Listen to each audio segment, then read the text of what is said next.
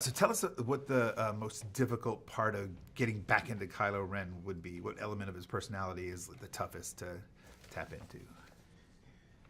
The costume, I would probably say. And where do we find Kylo Ren when the film opens? We find him right after where he left him off in Force Awakens. There's no kind of time gap. I don't think there's been a lot of time to process anything yet. What is it like having to work with the mask? You work with the mask and you don't work with the mask. Is it challenging? I mean, yeah, it's challenging. Like sometimes you can't see, but it's really.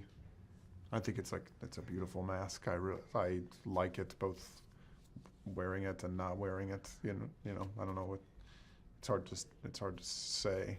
The theme of it, of people who are hiding, behind masks. I remember for the original one wasn't like it was part of the Star Wars world that we didn't want to take for granted that people just wear masks for no reason. So we tried to, at least even for myself, try to figure out why he was hiding or why he needed it. And what's the relationship between you and General Hux in this film, Kylo? Well, kind of similar to where they are in The Force Awakens, where it seems more. Maybe it's, competitive,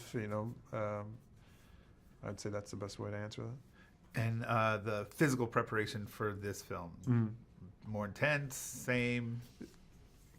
Similar in some ways and different in others. It's like the first one, I feel like the vocabulary of the fighting style that we were kind of going with we were coming at totally fresh. Because we started this kind of almost a month after we finished The Force Awakens, that kind of vocabulary was still in our bodies more, so we made things easier and a little bit faster. But the rigor of doing it was maybe more intense for this one. So Mark Hamill was in Force Awakens a little bit. In this film, a big part of the story. Yeah. How was that working with with Mark? It's hard to say without saying that if I actually did, but I will say that as far as like being around him, he is a very charismatic, generous person who is not closed off at all. It could very easily be, I've kind of done this before, and I know how it goes, so I'm just going to kind of, but he, as you kind of hope people like him are in that position, couldn't be more generous, couldn't be more available to kind of talk about it. He's an amazing guy, I think. And so, Force Awakens, you were part of the newbies, the new cast. Now we have newer cast members. How was the balance between the legacy cast and your cast from last film, and then the new cast? Great. There's no hierarchy on set, and that comes from leadership down, which starts with Ryan and Kathy, and there's no like we've been this before. We know what we're doing because nobody does. Even if you ask Mark probably about it, I'm sure he would say the same answer that he's done 4 of them now before, but I think he probably still approaches it with not knowing what's going to happen, and I think everyone realizes that and doesn't want to do themselves or anyone else a disservice by telling them what their experience is going to be, nor did the original cast do that to us, because it's very personal to every person. Everyone responds to the movie of this scale, so it's very generous atmosphere.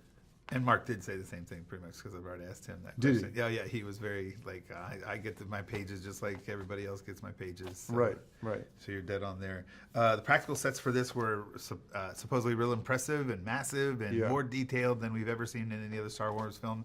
Can you tell us what it was like working with that, and if you had a favorite set?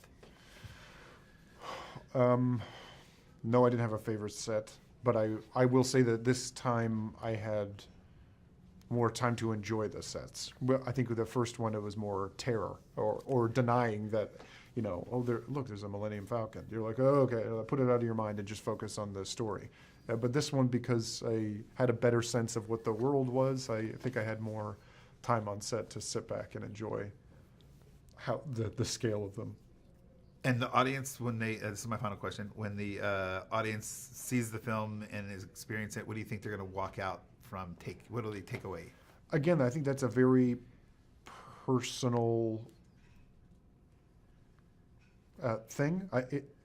What is great about this movie is that it's able to balance so many different stories that are not still just plot devices or two-dimensional. Everyone is a three-dimensional person, I think, and it doesn't sacrifice. Ryan just knows what you kind of hope directors know who are working on movies this size, that no one will care about any kind of explosion or ship or animal if there's no humanity behind it. And if anything, I think obviously it lends itself to the story, and the more you vested are in the people, the stakes are obviously higher.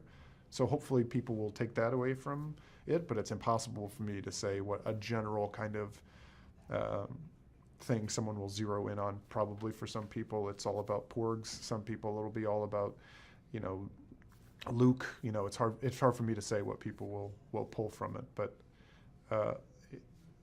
if anything, it'll hopefully feel as real as possible.